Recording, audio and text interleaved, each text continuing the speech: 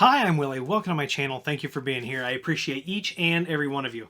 If you need IT consulting, go to williehowe.com, fill out that contact form, and someone will be in touch with you as soon as possible. What we're going to talk about today is the UniFi Building Bridge. And what this is a prepared kit of 60 gigahertz radios. I'm going to show you this, and then we're going to set it up on our UDM Pro. But we've set up a few of these, and I kind of want to talk to you about one of the things that I always do before I deploy these. So, as I said, they do come as a prepared kit. The MSRP is somewhere around $400 to $500, depends where you find it. But it does. It comes as a really nice little kit. And here's what you get in the box, right? So, you know, I don't do awesome unboxings. If you need to really know how to set this stuff up, that's where my wheelhouse is. But we're still going to drag the stuff out of the box. So, what do you get in the box? You get 2 cartons that are identical. And each of these cartons in the box contains everything you need for each side of the link. So, when would you use a UniFi building-to-building bridge? You could use this to connect 2 buildings, two separate physical places that you need network. The UBB they say it will go up to about 500 meters. However, when you are looking at the 60 gigahertz range, even 60 gigahertz will have some funny water attenuation and rain fade and things like that. But Ubiquiti thought of that, and inside of this, not only is there a 60 gigahertz radio, there is a 5 gigahertz failback radio. And if the 60 gigahertz signal or a 60 gigahertz link goes down, then your 5 gigahertz backup link is going to kick in. So you can see these things are not very big. So in each one of these, you get the UBB. Now, if you look at this hardware, yes, there is a companion piece of hardware, so to speak, in the Air Max side that does not have this ring. I don't know if you can see this ring around the outside. I'll get some footage of this, but this is actually an LED ring, and we can actually change the color of the ring on this. It's kind of cool. On the back, there's also a level, so you can see when you're level. We've got all of the stuff here to put the mounting hardware and the ball joint and all that. So, of course, the ball joint goes in the back like that. It articulates around like that. Hose clamps. You can never, ever have enough hose clamps. And then here is that connector. So the way that this goes is we put the ball connector through the ring, and it kind of rests in there like that. Then you put the ball in the back like that, and then we're going to lock this in like that. And then as you can see, then it's a little harder. And as I tighten it down, it gets harder and harder to move. But this is shaped to hug a pole right here. Or it's also flat, so you could flush mount it if you wanted. And then there is a little quick release button there that you push, and you can just twist that right off, which is really nice and convenient. So, of course, polarization, as with many other Ubiquiti products, when the U is facing up, that is the proper orientation for this device for best performance. The other thing that you get in the carton is a UPoE AF, a PoE adapter, and this is 802.3 AF adapter. So this will also run on 48 volt passive. So before we actually deploy these, what I do is I hook each one up, I SSH in, and I manually upgrade the firmware. So what we're going to do real quick is I'm only going to hook up one at a time because I don't want the bridge trying to establish. So I'm going to go plug this in, and then we are going to SSH into it, and we are going to manually upgrade the firmware. Then I'm not going to show you the second unit, but then we're going to get things plugged in. So we'll be right back. Okay, so we are back at a rack new full-size rack that I am populating. And I've got a UniFi Switch Pro here, and we are going to plug the first UBB into the switch here, and we're going to watch it boot up. I know that sounds very, very exciting, but once it's booted, we'll SSHM, we'll upgrade the firmware, and then we'll do the second unit. Okay, so I just plugged it in. You can see that the LED ring on the outside is lit up, and now we are flashing in true UniFi. We are flashing in true UniFi fashion. So while we're waiting for that, you can see I've got an old UniFi server here. They don't make those anymore. Got the UNVR videos coming soon on the UNVR. But then I've got this US Switch Pro hooked over there. I know, don't judge, but it's hooked to my UDM Pro over there. So, okay, so we got a solid white light. So now what we need to do is we need to go back to the computer and we need to SSH in and upgrade the firmware. Okay, so you saw the UBB ready to go. Here we are. We're over at the Ubiquiti download page, and you can see we've got Ubiquiti Building Bridge firmware 2.0.8. So this is what we're going to use. That was released, looks like July 8th of 2020. We're going to come over here to my UDM, and we can see that we've got a good IP address on that first unit. And this one actually came loaded with a beta firmware, so we've got to definitely get that upgraded. So we are going to do this. We are going to SSH as UBNT, because this is default, into the UBB.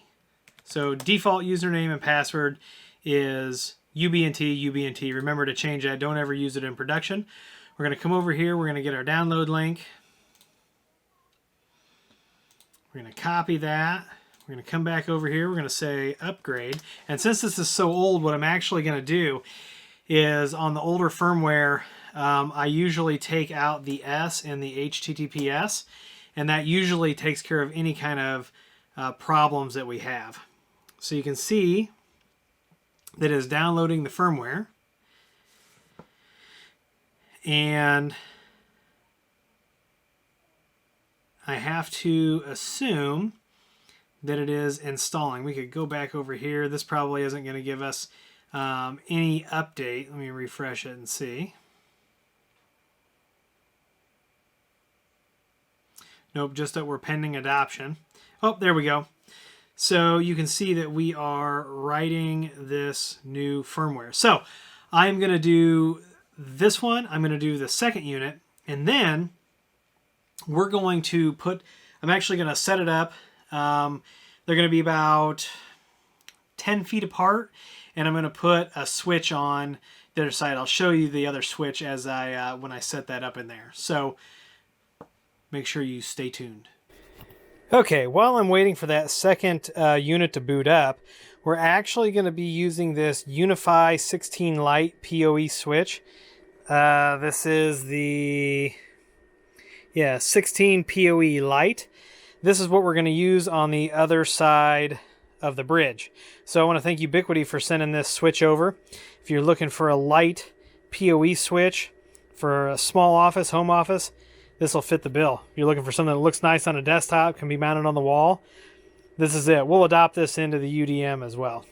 Okay, so I've got the hardware hooked up, and we're going to go ahead and we are going to adopt the one radio that we see at the moment. It says we've got no link.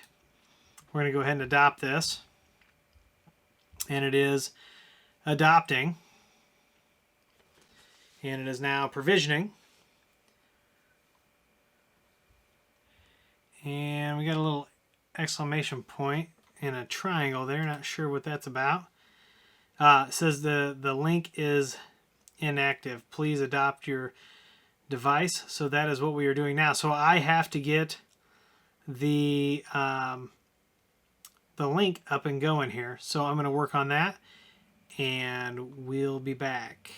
Okay, I've got the first side set up over here, the second side set up over there with the switch behind it. Let's see what happens. Okay, so after it adopted, then we got the link quality, and right now it says it's 100 out of 100. And now you see on the other side that we've got a switch that needs a firmware upgrade and is ready to adopt. However, I don't see that it's got an IP address on the 2222 network yet. So let's see what happens here. We'll refresh and see if it grabbed a new IP, and it did. So we are going to go ahead and adopt that switch. And while that's adopting, let's take a look at the UBB. So you can see here, we've got the station, the access point, and this is all pre-configured. You don't have to do anything. It's prepared.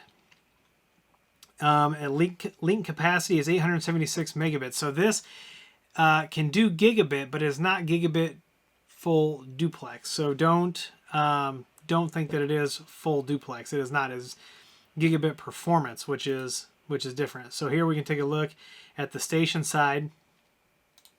Here is the access point side, and then here is all of the radio information. So on the 5 gigahertz radio, you can see it's auto channel 38. It's running an 80 megahertz width.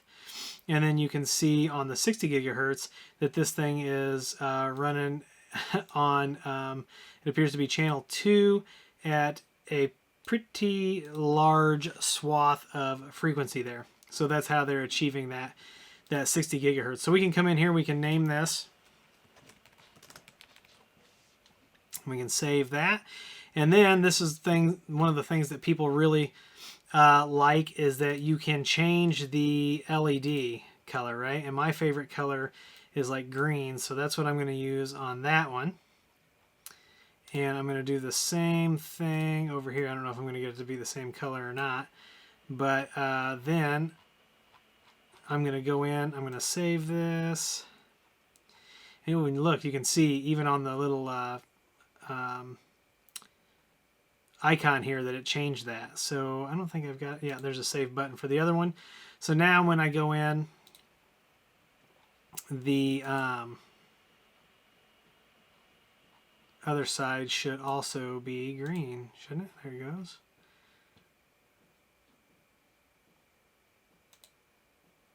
AP. Save that. So now you can see they're both green.